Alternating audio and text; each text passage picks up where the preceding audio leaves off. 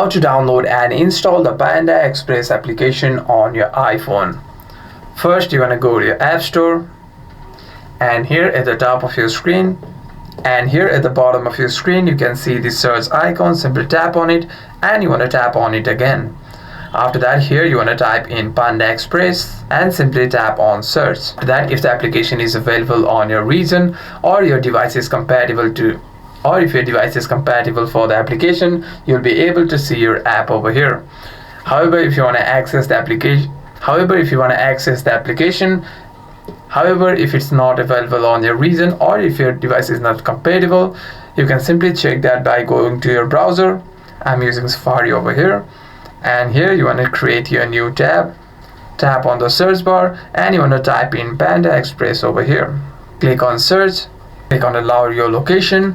After that, you will see the official Panda Express website over here. Simply tap on it, and to log in into your account, you want to simply tap on account, and from here you'll be able to use the application, and from here you'll be able to use the website, Hope this video was helpful, and if you have any further questions, make sure to leave a comment down below.